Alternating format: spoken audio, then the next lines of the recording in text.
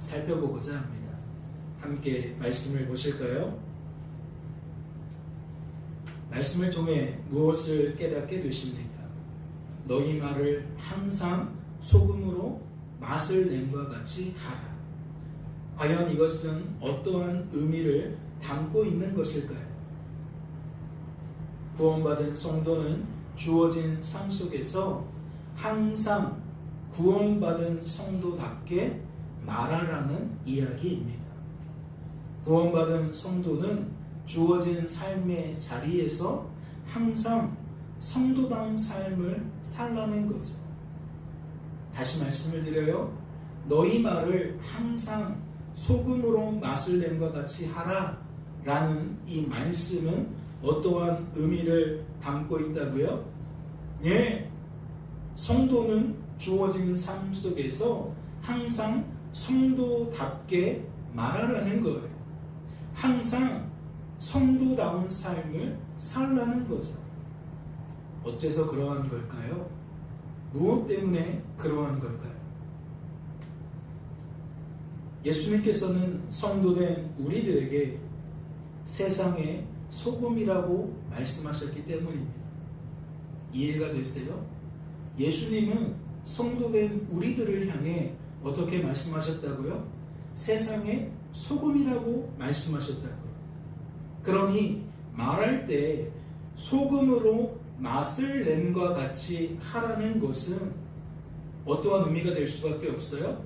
항상 성도답게 말하라는 의미가 될 수밖에 없는 거예요. 항상 성도답게 살아가라는 의미가 될 수밖에 없다는 거죠. 그렇다면 골로새서 4장 6절 말씀은 무엇과 다르지 않은 겁니까? 우리가 생각하지 않아요? 이 말씀, 이러한 뉘앙스의 말씀, 우리는 이미 살펴본 것 같은데, 예, 맞습니다. 일전에 우리들이 살펴보았던 골로새서 3장 17절 말씀과 다르지 않은 거예요. 구원받은 성도를 향해 무엇을 하든지 말이나 일이나 다 주 예수의 이름으로 하라고 말씀하신 골로새서 3장 17절 말씀과 다르지 않다는 거죠. 그뿐만 아닙니다. 또한 골로새서 3장 23절 말씀과도 다르지 않은 겁니다. 구원받은 성도를 향해 무슨 일을 하든지 마음을 다하여 죽게 하듯 하라고 말씀하신 골로새서 3장 23절 말씀과도 다르지 않다는 거죠. 그렇다면 우리들은 무엇을 생각해 보아야 합니까? 우리들은 이 17절과 23절 말씀을 상고하면서 무엇에 대하여 생각해 볼 수 있었죠? 과연 성도된 우리들이 하나님의 말씀대로, 즉 하나님의 권면대로 살아갈 수 있는지를 생각해 보아야 합니다. 과연 우리들이 너희 말을 항상 소금으로 맛을 냄과 같이 하라는 이 하나님의 말씀대로 살아갈 수 있을까라는 고민을 해보아야 한다는 거죠. 기억하십니까? 17절 말씀과 23절 말씀을 통해 우리들은 무엇을 깨닫게 되었습니까? 성도된 우리들은 결코 말씀대로 살아갈 수가 없다는 것을 깨닫게 되었습니다. 무엇 때문이었죠? 우리들은 무엇 때문에 그러한 결론을 내리게 되었습니까?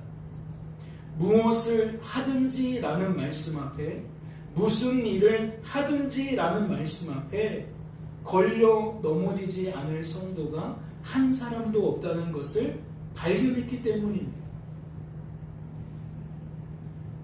성도된 우리들은 결코 그러한 삶을 살아갈 수가 없다는 거죠. 무엇을 하든지, 즉 무슨 말을 하든지 무슨 일을 하든지 모두 우리들은 예수의 이름으로 할 수가 없다는 거예요. 마음을 다하여 죽게 하듯 할 수가 없다는 거죠. 그렇다면 다시 4장 6절 말씀을 주목해 주시기 바라요. 사랑하는 성도 여러분, 이 말씀 속에서는 그렇다면 무엇이 그러한 역할을 하게 될까요? 무엇이 성도된 우리들을 걸려 넘어지게 만들겠냐는 겁니다. 다른 게 아니죠. 저 항상이라는 말씀이 바로 그러한 역할을 하게 되는 겁니다. 성도된 우리들은 항상이라는 저 말씀 앞에 모두 걸려 넘어지게 된다는 거죠. 그렇다면 우리들은 무엇도 생각해 보아야 합니다. 하나님께서 불가능한 이 일을 성도된 우리들에게 요구하신 이유가 무엇인지 생각해 보아야 합니다. 우리들은 이러한 삶을 살아갈 수 없는데 어째서 하나님은 너희 말을 항상 소금으로 맛을 낸 것 같이 하라고 말씀하셨냐는 거죠. 잘 생각해 보세요. 성도된 우리들이 골로새서 3장 17절 말씀과 23절 말씀을 통해 깨닫게 된 것이 무엇입니까? 비록 우리들은 이와 같은 말씀대로 살아갈 수가 없지만 하나님 때문에 그러한 우리들이 이 말씀대로 살아갈 수 있다라는 것을 깨닫게 된 겁니다. 우리들은 그리할 수 없지만 하나님은 우리들이 그리하게 만드신다는 것을 우리들이 깨닫게 되었다는 것이죠. 스스로의 힘과 능력으로는 우리들은 말씀대로 살아갈 수 없어요. 무엇을 하든지 말에나 일에나 다 주 예수의 이름으로 할 수가 없다는 거예요. 무슨 일을 하든지 마음을 다하여 죽게 하듯 할 수가 없다는 거지요. 그러나 그를 힘입게 되면, 우리들이 그를 힘입게 되면, 즉 우리 구주 예수 그리스도를 힘입게 되면 말씀대로 살아가게 된다는 거예요. 우리들은 할 수 없지만 우리와 함께 하시는 하나님 때문에 우리들은 말씀대로 살아갈 수가 있다라는 거죠. 그렇다면 묻지 않을 수가 없습니다. 이 일을 통해 하나님께서는 성도된 우리들에게 무엇을 알려주십니까? 이러한 과정들이 있을 거 아니에요? 말씀이 떡하니 우리 앞에 놓여져 있어요. 그래서 우리들은 이 말씀대로 살아가기도 하고 살아가지 못하기도 해요. 그러면 이러한 다양한 일들을 경험하면서 과연 하나님은 우리들에게 무엇을 알려주시겠냐는 거예요. 첫째, 말씀대로 살아가지 못했을 때에는 이 일을 통해 악하고 약하고 무능한 나의 나됨을 알려주십니다. 무엇을 하든지 말에나 일에나 모두 주 예수의 이름으로 하지 못하는 우리들을 통해 하나님은 무엇을 알려주신다고요? 우리들이 얼마나 악하고 약하고 무능한 존재인지, 하나님 없으면 우리가 어떠한 삶을 살아갈 수밖에 없는지 알려주신다는 거예요. 그래서 나의 나됨이라고도 표현하지만 또 무엇이라고도 표현할 수 있어요? 나의 민낯이라고 표현할 수 있어요. 모든 가면을 벗은 나의 민낯, 즉 맨 얼굴이라고 할 수 있다는 거죠. 그 반대의 경우는 어떨까요? 말씀대로 우리들이 살아가게 되었을 때에는 하나님이 우리에게 무엇을 알려주시겠냐는 거예요. 무슨 일을 하든지 마음을 다하여 죽게 하듯 하라고 했는데, 사람에게 하는 것 하지 말고 죽게 하듯 하라고 했는데, 과연 우리들이 이 말씀대로 사람을 향하여 하나님께 하는 것처럼 마음을 다하여 할 수 있었다면 하나님은 그러한 일들을 통해 무엇을 알려주시겠냐는 거예요. 다른 거 아니죠. 이 일을 통해 우리들을 친히 구원하셔서 성도로 세워주시고 성도로 보존해 주시고 성도다운 삶을 살게 만드시는 하나님의 하나님 되심을 알려주시는 거예요. 하나님이 어떠한 분인지, 어떠한 뜻을 갖고 계신지, 어떻게 일하시는지 우리들에게 알려주신다는 거죠. 그렇다면 묻지 않을 수 없어요. 그 결과는 무엇일까요? 우리들이 말씀에 순종하는 삶을 살 때에나 말씀에 순종하지 못하는 삶을 살게 될 때에나 하나님은 우리들에게 알려주시는 분인데 과연 우리들은 이 일을 통해 어떠한 반응을 나타내겠냐는 거죠. 알려주신 것 때문에 우리들은 우리들의 삶 속에 어떠한 열매를 맺게 되겠냐는 겁니다. 성도된 우리들이 이러한 일들을 경험하면 경험할수록 하나님만 바라보고 하나님만 의지하고 하나님만 자랑하게 되는 겁니다. 우리들은 주어진 삶 속에서 그를 힘입게 되기를 더욱 바라고 원하고 기도하게 된다는 거죠. 왜 그래요? 그를 힘입지 않으면 우리는 성도다운 삶을 살아갈 수 없으니까. 아니, 성도로 보존될 수가 없으니까. 우리는 더욱더 그를 힘입게 되기를 원하고 바라고 기도하게 된다는 것. 그리고 또 어떠한 반응을 일으킬 수도 있죠. 그를 힘입어 하나님 아버지께 더욱 감사하게 될 수도 있는 거예요. 아, 내가 이러한 존재였구나. 아, 우리 하나님은 내 안에 거하시면서 이러한 일들을 하시는구나. 그러니까 우리는 이것을 깨닫게 만드신 하나님 때문에 어떠한 반응을 내느냐? 하나님 감사해요. 하나님 고맙습니다. 하나님 때문이네요. 하나님 덕분이네요. 하나님 때문에, 하나님 덕분에 내가 오늘도 이렇듯 성도로 보존이 되고 성도다운 삶을 살게 됩니다.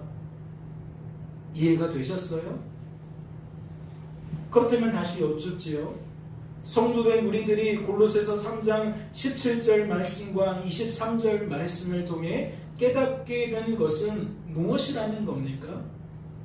성도된 우리들은 오직 복음을 통해서만, 오직 우리 구주 예수 그리스도를 통해서만, 오직 성부, 성자, 성령 하나님의 구원 계획을 통해서만 성도로 세워지고 보존되고 성도다운 삶을 살게 된다는 거예요. 이제 잘 생각해 보시기 바랍니다. 그렇다면 이러한 결론에 이르기까지 무엇을 전제하고 있는 거죠? 우리들은 악하고 약하고 무능하기 때문에 결코 우리들을 성도로 세울 수가 없다는 것이고, 우리들은 성도가 되었어도 여전히 악하고 약하고 무능하기 때문에 결코 우리들을 성도로 보존하고 성도다운 삶을 살게 할 수 없다는 거예요. 그래서 우리들은 뭐라고 표현한다고요? 오직 복음을 통해서만 우리들이 그리 된다고 표현한다고요. 오직 우리 구주 예수 그리스도를 통해서만, 오직 성부, 성자, 성령 하나님의 구원 계획을 통해서만 그리 된다고 표현한다는 거죠. 그렇다면 다시 골로새서 4장 6절 말씀을 주목해 주시기 바랍니다. 사랑하는 성도 여러분, 이 말씀 속에서는 무엇이 그러한 역할을 하게 될까요? 무엇이 복음을, 우리 구주 예수 그리스도를, 성부, 성자, 성령 하나님의 구원 계획을 성도된 우리들에게 깨닫게 만들겠냐는 겁니다. 무엇이 그를 힘입어 라는 말씀의 역할을 하겠냐는 거죠. 예, 다른 거 아닙니다. 이 말씀을 보니까 그러한 역할을 무엇이에요? 은혜 가운데서 라는 말씀이 바로 그러한 역할을 하게 돼요. 은혜 가운데서 라는 저 말씀이 성도된 우리들에게 무엇을 깨닫게 만든다는 거죠? 나의 나됨이 무엇인지 깨닫게 만든다는 것이고 하나님의 하나님 되심이 무엇인지 깨닫게 만든다는 거예요. 다시 말해 복음이 무엇인지, 우리 구주 예수 그리스도께서 하신 일이 무엇인지, 무엇 때문에 그 일을 하셨는지, 성부 성자 성령 하나님의 구원 계획은 무엇인지 알려준다는 거죠. 그렇다면 너희 말을 항상 은혜 가운데서 소금으로 맛을 내라 냄과 같이 하라는 이 말씀은 어떻게도 표현할 수 있을까요? 다르게 표현한다면 우리들은 어떻게 표현해야겠냐는 겁니다. 너희는 항상 하나님 아버지께 감사하는 말을 하라는 것으로도 표현할 수 있는 거예요. 너희 말을 항상 은혜 가운데서 소금으로 맛을 냄과 같이 하라는 이 말씀은 어떻게도 표현할 수 있느냐? 너희는 항상 하나님 아버지께 감사하는 말을 하라는 것으로도 표현할 수 있다는 거죠. 그뿐만 아닙니다. 너희는 항상 하나님 아버지를 찬양하는 말을 하라는 것으로도 표현할 수 있는 거예요. 말씀의 흐름을 놓치지 않으셨다면 동의되어지실 거예요. 공감되어지실 거예요. 너희 말을 항상 은혜 가운데서 소금으로 맛을 냄과 같이 하라는 것은 하나님이 아니고서는, 하나님의 은혜를 힘입지 않고서는 결코 우리들이 항상 성도답게 말할 수 없다, 성도다운 삶을 살 수 없다는 의미일진데, 그렇다면 이 말씀의 그 핵심은 무엇이냐? 우리들은 하나님 때문에 항상 성도답게 말하거나 살아갈 수 있는 거구나. 그러니 우리는 이 말을 통해 무엇을 발견할 수 있어요? 그렇다면 이것은 항상 하나님께 감사하는 말을 하라는 것이구나. 항상 하나님 아버지를 찬양하며 살라는 이야기이구나 라는 것을 발견할 수가 있는 거죠.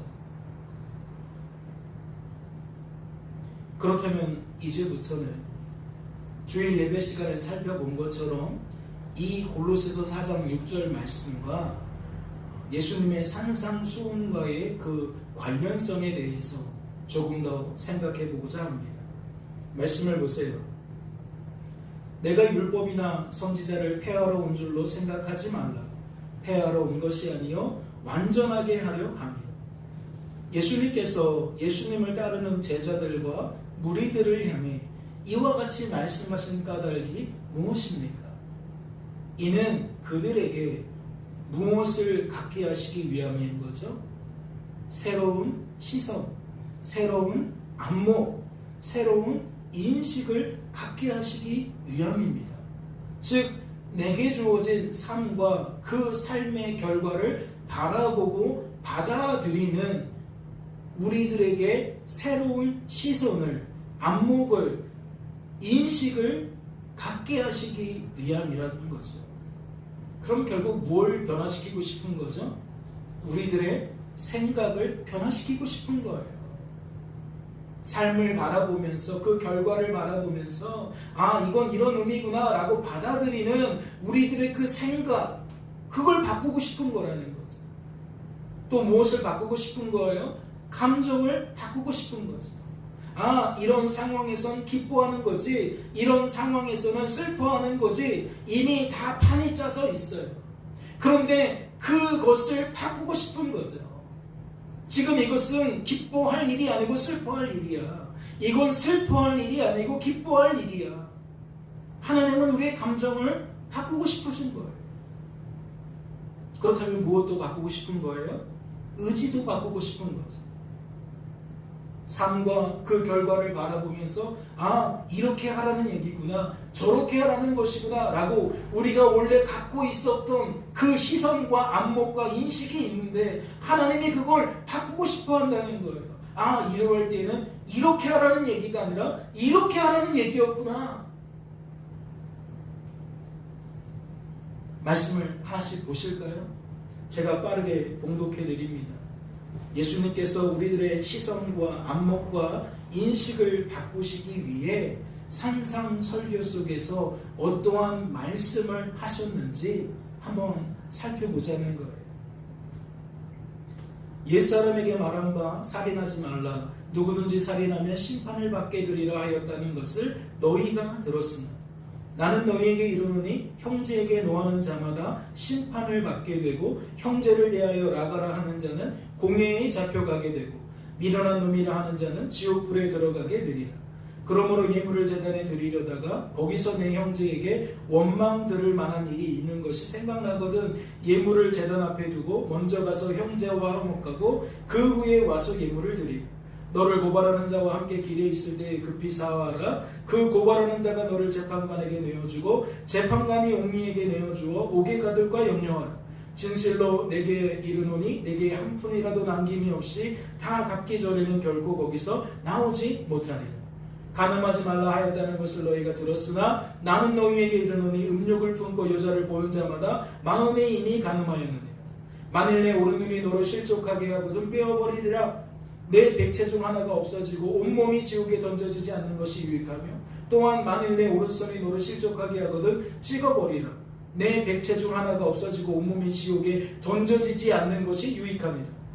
또 일렀을 때 누구든지 아내를 버리려거든 이혼 증서를 줄 것이라 하였으나 나는 너희에게 이르노니 누구든지 음행한 이유로 없이 아내를 버리면 이는 그로 간음하게 하며 또 누구든지 버림받은 여자에게 장가드는 자도 간음함이니 또 옛사람에게 말한 바 헛 맹세를 하지 말고 내 맹세한 것을 주께 지키라 하였다는 것을 너희가 들었으나 나는 너희에게 이르노니 도무지 맹세하지 말지니 하늘로도 하지 말라 이는 하나님의 보좌이니요 땅으로도 하지 말라 이는 하나님의 발등상이니요 예루살렘으로도 하지 말라 이는 큰 임금의 성이니요 내 머리로도 하지 말라 이는 내가 한토록도 희게 검게 할 수 없습니다. 오직 너희 말은 옳다 아니라 하라. 이에서 지나는 것은 악으로부터 나느니 또 눈은 눈으로 이는 이로 갚으라 하였다는 것을 너희가 들었으나 나는 너희에게 이르노니 악한 자를 대적하지 말라. 누구든지 내 오른편 뺨을 치거든 왼편도 눌러대며 또 너를 고발하여 속옷을 가지고자 하는 자에게 겉옷까지도 가지게 하며 또 누구든지 너를 억지로 우리를 가게 하거든 그 사람과 심리를 동행하고 내게 구하는 자에게 주며 내게 구고자 하는 자에게 거절하지 말라. 또 내 이웃을 사랑하고 내 원수를 미워하라 하였다는 것을 너희가 들었으나 나는 너희에게 이르노니 너희 원수를 사랑하며 너희를 박해하는 자를 위하여 기도하라. 이같이 한즉 하늘에 계신 너희 아버지의 아들이 되리니 이는 하나님이 그 해를 악인과 선인에게 비추시며 비를 의로운 자와 불의한 자에게 내려주시니라. 너희가 너희 살을 사랑하는 자를 사랑하면 무슨 상이 있으리요 세리도 이같이 아니하느냐. 또 너희가 너희 형제에게만 무난하면 남보다 노하는 것이 무엇이냐. 이방인들도 이같이 아니하느냐. 그러므로 하늘에 계신 너희 아버지의 온전하심과 같이 너희도 온전하라. 좀 빨랐지만 저는 지금 마태복음 5장 21절부터 48절까지의 말씀을 봉독해 드린 것입니다. 말씀을 통해 무엇을 깨닫게 되십니까?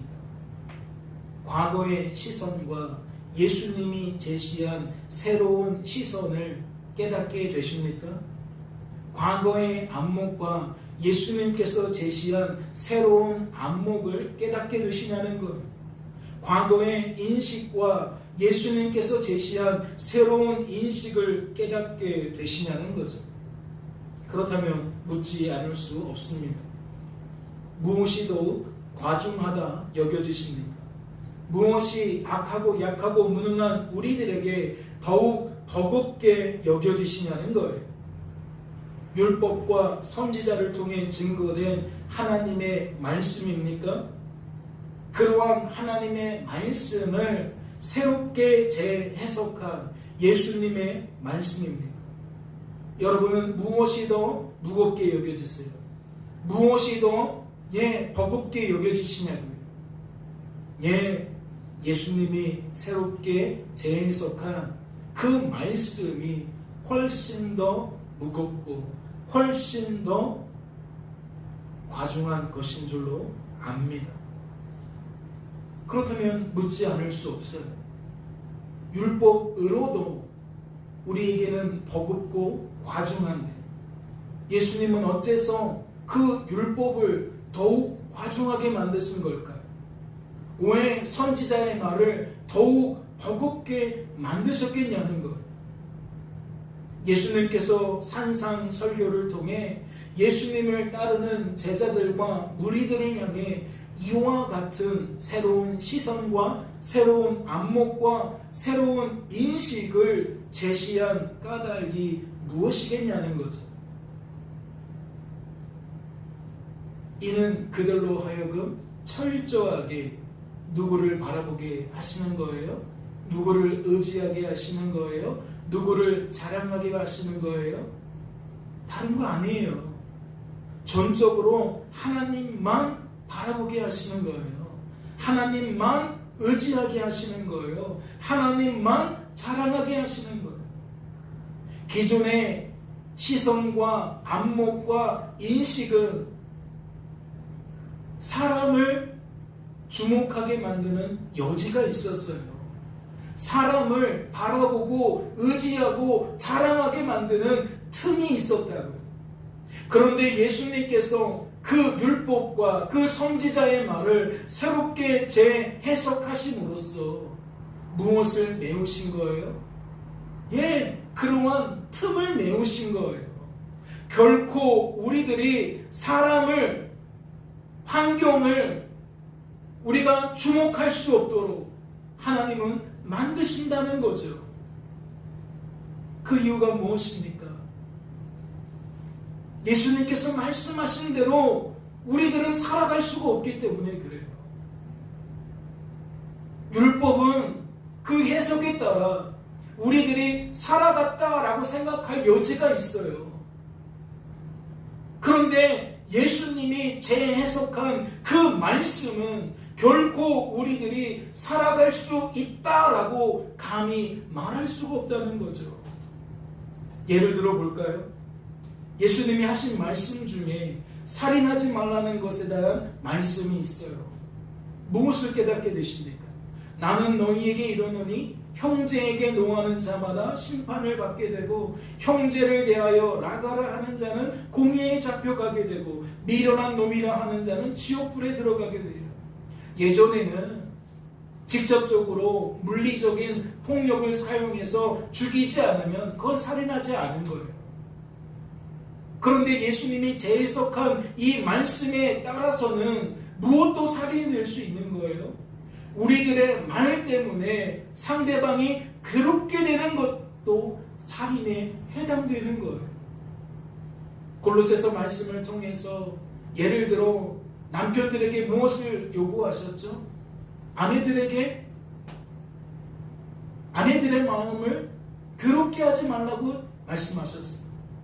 또 반대로 아내들에게는 남편에게 복종하라고 말씀하셨어요. 그런데 그 말씀에 무엇까지 담겨 있는 거예요?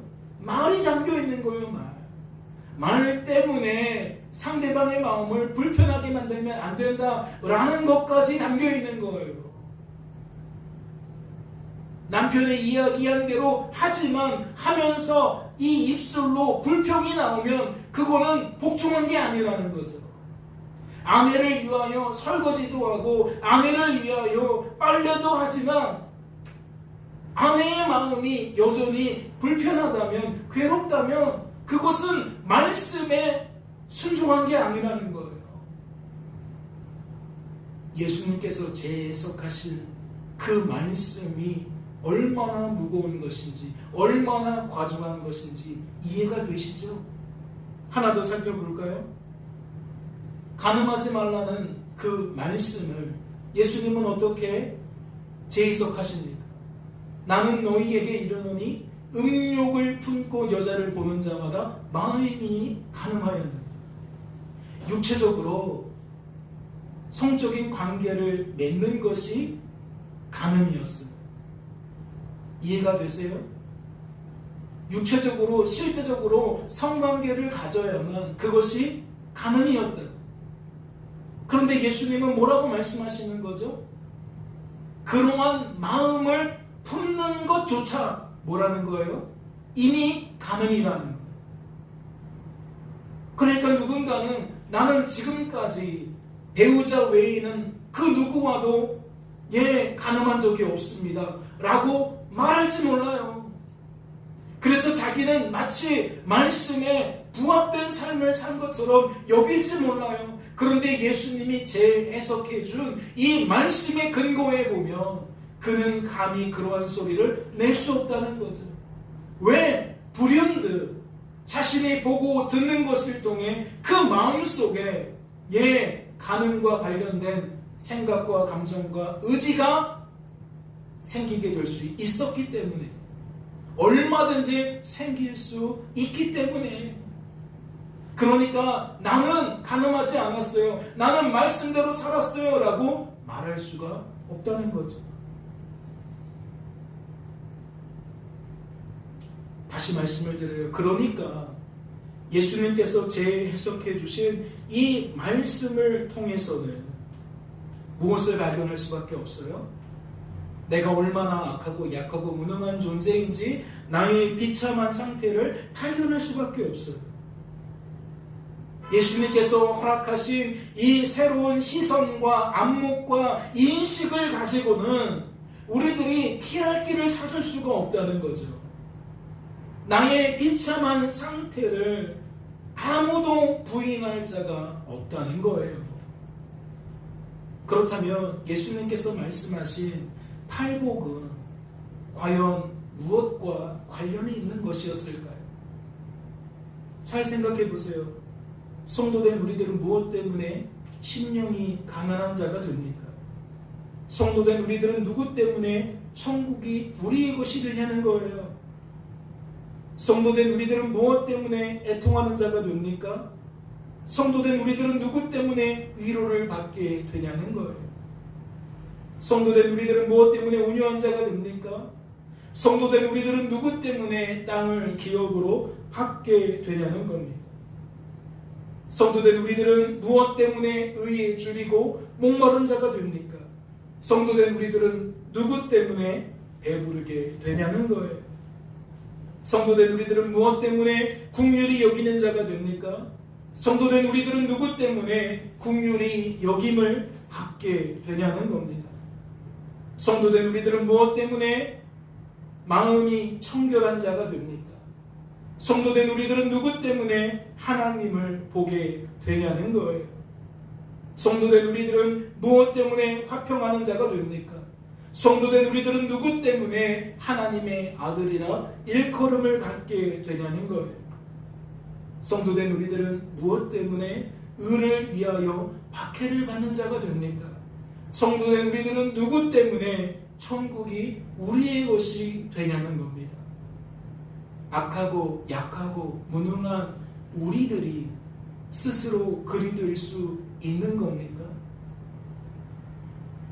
지금 말씀이, 예수님의 산상수훈이 그러한 논조로 우리에게 다가옵니까? 그렇지 않죠? 스스로의 힘과 능력으로는 결코 그리 될 수 없어요. 그렇다면 다시 여쭙겠습니다. 무엇 때문일까요? 누구 때문일까요? 다른 거 아니에요. 오직 복음 때문이에요. 오직 우리 구주 예수 그리스도 때문이에요. 오직 성부, 성자, 성령 하나님의 구원 계획 때문에 우리들은 팔복에 해당하는 상태가 된다는 것이고 그 복의 주인공이 된다는 것. 그렇다면 성도된 우리들은 이 말씀을 어떻게 해석해야 됩니까? 너희는 세상의 소금이니 소금이 만일 그 맛을 잃으면 무엇으로 짜게 하리요? 우리들은 이 말씀을 어떻게 여겨야 되죠? 스스로의 힘과 능력으로는 소금이 될 수도 없고 그 맛을 유지할 수도 없는 우리들이 이 말씀을 어떻게 해석해야 하냐는 거예요. 다른 거 아니에요. 하나님 때문에 우리들이 소금이 되는 거구나. 하나님 때문에 우리들이 그 맛을 유지하게 되는 거구나. 그렇게 해석해야 되는 거예요. 다시 말해 성도된 우리들은 이 말씀을 하나님만 바라보라는 얘기구나. 하나님만 의지하라는 얘기구나. 하나님만 자랑하라는 얘기구나. 그렇게 받아들일 수 있어야 한다는 거죠. 그렇다면 예수님께서 하신 이 산상설교의 내용이 무엇과 짝을 이루겠습니까? 우리들이 계속해서 살펴보고 있는 골로새서 4장 6절 말씀과 짝을 이루는 거겠죠. 즉 표현은 조금 달라 보여도 그 지향성은 동일하다는 거예요. 담고 있는 말씀의 의미는 동일하다는 거죠. 저는 그것을 이렇게 줄이고 싶어요. 하나님만 하나님이신 것을 이렇게 드러낸 것이구나. 인생의 주관자와 구원자는 오직 하나님이시라는 것을 이렇게 드러내신 거구나. 깨닫는 은혜가 있으시기를 주님의 이름으로 소망합니다. 잠시 기도하겠습니다. 하나님 아버지 감사합니다.